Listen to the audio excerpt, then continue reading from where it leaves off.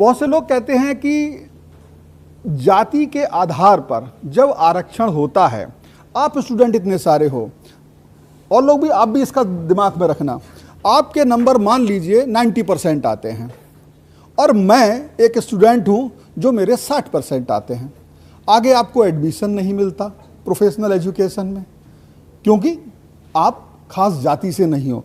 तो आपको क्या लगता है कि ये सवाल करना जायज़ है या गलत है, या इसमें कुछ सुधार की ज़रूरत है?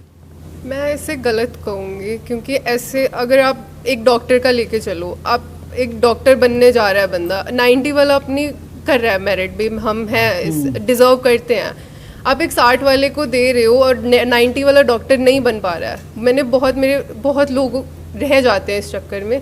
तो मैं इस चीज़ को यही बोलूँगी भी, इस बात पे नहीं होना चाहिए, जाति पे नहीं होना चाहिए, इकोनॉमिकली होना चाहिए, क्योंकि उस बंदे को कैसा भी शायद आपका सवाल कुछ अलग हमारे देश में EWS का भी रिजर्वेशन है, आर्थिक आधार पर उन्हें आरक्षण दिया जा रहा है, वो एक अलग बात है। अगर आप ये मानते हैं, and I am not contradicting you, I am just trying to get your thoughts out.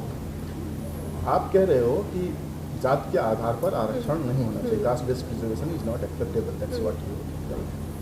अब सवाल ये है कि एक व्यक्ति है जिसे 90 मार्क्स आते हैं, उसका सिलेक्शन नहीं होता है, बिकॉज ऑफ रिजर्वेशन एक बंदा जिसके 69 मार्क्स होते हैं उसका सिलेक्शन हो जाता है। अब सवाल ये है इसमें गुरुनूर, अगर ये इस हिसाब से चलें तब तो जो बंदा 69 वाला जिस कम्युनिटी का है वो कभी डॉक्टर बन ही नहीं पाएगा, because for years and for generations उसको वो सारी फैसिलिटीज़ नहीं मिली है। He can not compete with those जो बड़े बड़े कोचिंग इंस्टीट्यूट से आते हैं, बड़े शहरों में रहते हैं, दे आर प्रिविलेज्ड, राइट। तो मतलब फिर तो हमारा देश में जो एक खाई है, देयर इज अ गैप, वो तो रह ही जाएगा। उनको अपलिफ्ट करने का क्या तरीका होगा आपके पास? वो तो as a student what you think, how you can pull them together?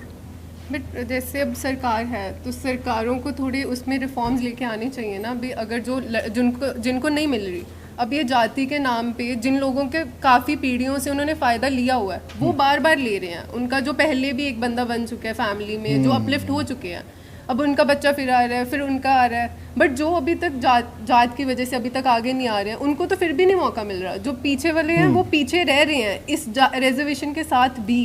बिल्कुल। इनका सवाल ये है, जो मैं समझ पा रहा हूँ, मैं अगर गलत समझूँ बताना, उस पॉइंट पे भी आएंगे, हाँ। जो ऑलरेडी जैसे अफसर बन गए, नेता बन गए, जैसे आप बात कर रहे थे रामविलास पासवान के बेटे चिराग पासवान की, आज भी वो रिजर्वेशन से उस सीट पर चुनाव लड़ सकते हैं, लड़ रहे हैं ना। तो उनकी जगह दूसरा आ जाए, यही है ना, एक IAS का बेटा, यही बात कर रहे हैं ना, थोड़ा सा कुछ।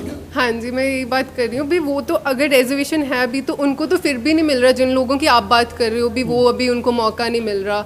उनके लिए अपॉर्चुनिटीज़ बननी चाहिए, ऑफ कोर्स बननी चाहिए, हर बंदे को हक है, बट ऐसे नहीं मिलनी चाहिए। बिल्कुल। आप कुछ कह रही थी, जरा आइए इधर। आपका बिल्कुल, आपने हाथ उठाया था, क्या आपका डिफर था इनकी बातों से? और मैं उसमें एक सवाल जोड़ता हूँ। देखिए, मैं इस रिजर्वेशन को जब जाति की बात आती तो आपके कान में एक बात डालता हूँ, वो ये होती है, जाति के आधार पर रिजर्वेशन की कई वजह थी, क्योंकि एक कल्चर होता है हमारे देश में, खास तौर से बस्तियाँ कम्युनिटी के हिसाब से थी। उस कम्युनिटी में शिक्षा का कॉन्सेप्ट ही नहीं था। उन्हें हमने पीछे खास काम के लिए कि तुम ये काम करो, तुम ये काम करो। तो कई बार क्या होता है कि जब उस कम्युनिटी का एक आदमी हम बिकॉज ऑफ रिजर्वेशन आगे लाते हैं, तो उस कम्युनिटी में लगता है कि हम पीछे नहीं हैं, हम भी इनके जैसे हैं, हम आगे, हमारे बीच का आदमी अफसर बन सकता है। वो पूरी कम्युनिटी का अपलिफ्ट होता है, आगे बढ़ते हैं। ये जरा सी बात थी, और अगर इससे कुछ अंतर हो तो बताइएगा। जी नहीं, मैं आपकी बात से सहमत हूँ, और मैं कुछ कहना चाहूँगी इनकी बात की कॉन्ट्रडिक्शन में। जैसे इन्होंने बोला कि अगर एक बच्चा 65 मार्क्स ला रहा है लेकिन वो रिजर्वेशन कैटेगरी से आता है तो उसे सीट मिल जाती है, और जो 95 मेहनत करके लेकर आया है उसे नहीं मिलती है। लेकिन क्या ये सामाजिक सच्चाई को दर्शाता है? ये हमें उस व्यक्ति के बारे में बता रहा है। और एक व्यक्ति के जीवन में जितना उसकी इकोनॉमिक बैकग्राउंड मैटर करता है, उतना उसका सोशल बैकग्राउंड भी मैटर करता है।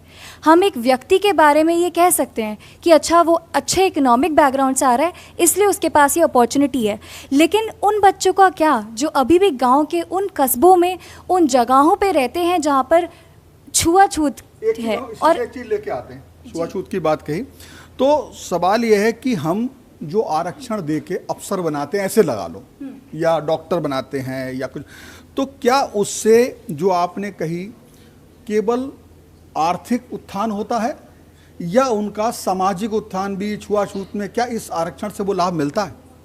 जी, जैसा मैंने कहा कि एक व्यक्ति के जीवन में जितनी महत्वपूर्ण भूमिका उसके इकोनॉमिक बैकग्राउंड की है, उतनी उसकी सोशल स्टैंडिंग की भी है। तो सामाजिक उत्थान ज़रूर होता है, मैं इस बात से सहमत हूँ, और इसमें स्टेट की बहुत महत्वपूर्ण भूमिका होती है। एक पॉलिटिकल साइंस में एक कॉन्सेप्ट आता है एफर्मेटिव एक्शन का, और क्योंकि भारत एक वेलफेयर स्टेट है तो ये वेलफेयर स्टेट की ड्यूटी बनती है कि वो इक्वल रिप्रेजेंटेशन प्रोवाइड करे, बिकॉज अभी भी जो SC ST और OBC के बच्चे हैं वो बहुत अंडर रिप्रेजेंटेड। एक सवाल आपसे बेटा, नहीं मैं क्लियर है, मैं बोलता हूँ, क्या इक्वल रिप्रेजेंटेशन से ये जो छुआछूत की बात समाज में, अभी हम सब इतने स्टूडेंट बैठे हैं, सबके पता नहीं किस किस जाति से कोई होंगे, कौन से मुझे नहीं पता, क्या ये उसके बावजूद कायम है या खत्म हुआ है? अगर यही फार्मूला, मैं ये पूछ रहा हूं, अगर आरक्षण से हमने आर्थिक उत्थान कर दिया, रिप्रेजेंटेशन भी दे दिया, क्या उसके बाद भी हम उस सामाजिक बुराई से जो छुआछूत की है उससे निकलता आप लोग देखते हो? क्या इसका इलाज ये है? इसका मैं एक सीधा जवाब नहीं देना चाहूँगी क्योंकि ये सीधा सवाल भी नहीं है। मैं इसके लिए ये कहना चाहूँगी कि नहीं, समाज में अभी भी उतनी ही असमानता है जितनी पहले थी, शायद कम हुई है लेकिन है। लेकिन जब एक व्यक्ति का इकोनॉमिक अपलिफ्टमेंट होता है तो उसकी कैपेबिलिटी पे उसका असर दिखता है। अगर उसके पास इकोनॉमिक पावर है तो वो उसके पास एक चॉइस आती है जो शायद उसके पास पहले नहीं थी, अपनी लाइफ को इम्प्रूव करने की, अपनी स्टेट को, अपनी कंडीशन को इम्प्रूव करने की।